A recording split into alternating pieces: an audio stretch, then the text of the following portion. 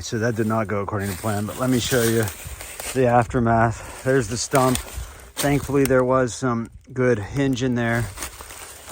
There it is. I had it cut up all the way, and it started to go. You saw, and then that one little branch. It's amazing what one branch will do.